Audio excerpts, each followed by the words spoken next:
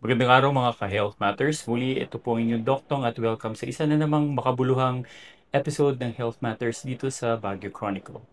Ngayong araw po ay pag-uusapan natin ang isa sa napakahalagang usapin na tumatama sa bawat pamilya.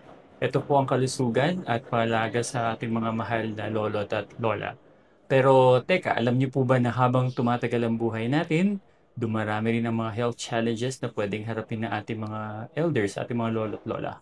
Paano nga ba natin sila mas mapapangalagaan para mas manatiling masigla at masaya ang kanilang mga golden years? Yan ang aalamin natin ngayon kasama ang ating special na bisita, si Dr. Marco Newman de la Cruz, isang geriatric medicine specialist at family physician. Welcome, Doc Marco. Salamat, Doktong. Isang karangalan na makasama kayo at makabahagi tungkol sa kalusugan at kapakanan ng ating mga lolo at lola. Tunay na kayamanan ng bawat pamilya. Okay, Doc Marco, mabilis ang pagdami ng ating mga senior citizen, ating mga lolo at lola dito sa buong mundo. Ano ba ang global picture ng mga elderly health ngayon? By 2030, inaabot ng 1.4 billion ang may edad 60 pataas, isa sa anim na tao buong mundo. Habang humahaba ang buhay, dumarami rin ang mga sabay-sabay nating sakit tulad ng heart disease, diabetes at dementia. Kaya hindi lang basta pagpapahaba ng buhay ang goal ngayon, kundi ang quality of life. Kailangan ng kombinasyon ng preventive care, mental health support at matatag na social programs. Okay, Doc Marco, dito sa bayan natin, dito sa Philippines, kumusta naman tayo dito? Sa ngayon, nasa 7.7% ng populasyon natin, mga 9 milyon ng edad 60 pataas at patuloy na tumataas. Kilala ang mga Pilipino sa paggalang at utang na loob sa magulang at lolo at lola.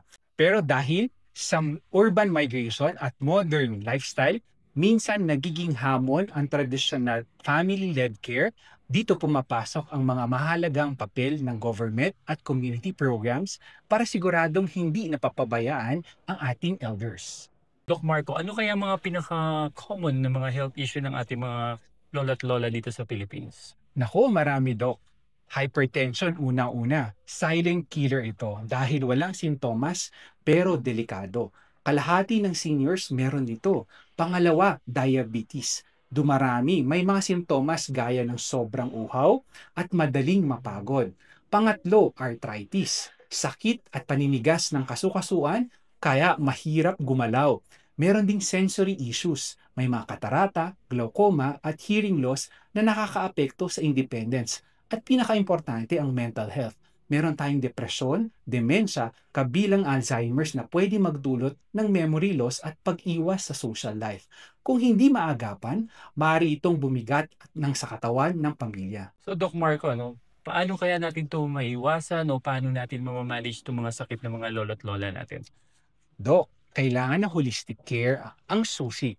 Health lifestyle, number 1, balanced diet, iwas sa sigarilyo at sobra sa alak.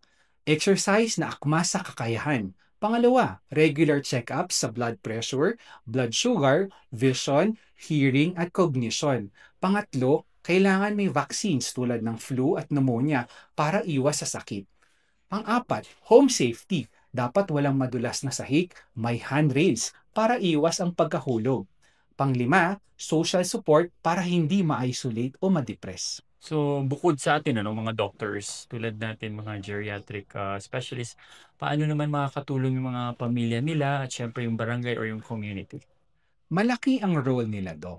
Mula sa pag-remind ng gamot, pag-monitor ng health, hanggang pagbibigay ng emotional at social support sa lungsod kung saan hiwa-hiwalay ang mga pamilya, malaking tulong ang local government units sa kanilang health programs at social services para sa elders. Ngayong October, very special, Doc. So, Doc Marco, kwentahan mo nga kami tungkol sa Elderly Filipino Week. Ano ba to? Okay, Doc. Every October po kasi, October 1 to 7, ipinagdiriwang ang Elderly Filipino Week. Base sa Proklamasyon number 470 ng 1994, layunin nitong parangalan ang ating seniors at ipromote ang kanilang health and welfare.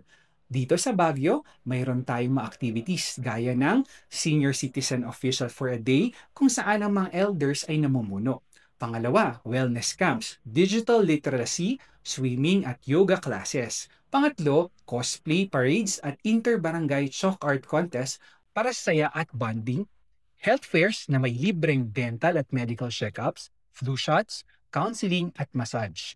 Mga webinar tungkol sa osteoporosis at fall prevention mula sa Baguio General Hospital, at hindi lang sa selebrasyon na to, paalala ito na buhay at mahalaga ang ating mga elders.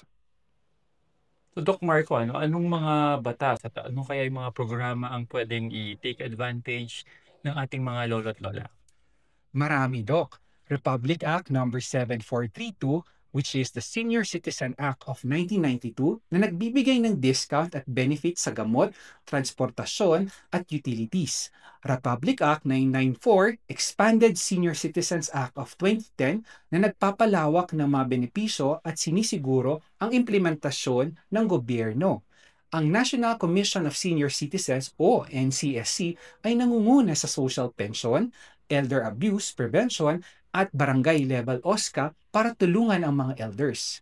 Philippine Senior Citizen Hospital and Research Institute, pending Senate ng Bill 411, ito ay isang bagong health facility na itinaguyod ni Senador Bongo para sa specialized geriatric care at research. Isang malaking hakbang para sa dedicated medical services para sa ating elders. Dagdag pa rito, may mga programa ang DSWD at PhilHealth para sa accessible healthcare at social protection ng senior citizens.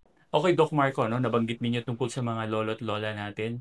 Paano kung gusto kanilang saan kanila pwedeng bisitahin? Saan ba ang clinic ninyo?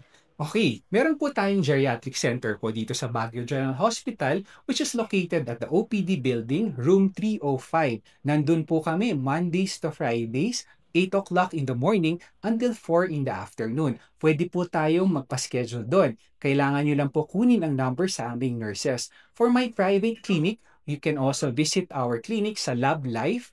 Nandyan po yan sa Portabaga. Nandun po ako Tuesday and Friday. Pwede po kayong mag-walk-in doon at magpa-check up sa akin. So Doc Marco, maraming salamat sa mga inyong helpful and inspiring na insights. Salamat din, Doc Tong. Laging tandaan, ang pag-aalaga sa ating elders ay pag-aalaga rin sa ating pamilya at kinabukasan. Kaya mga ka-Health Matters, suportahan po natin at pahalagaan ang ating mga lolo at lola. Hindi lang ngayong Elderly Philippine Week, kundi araw-araw. Maraming salamat, keep safe, and hanggang sa muli.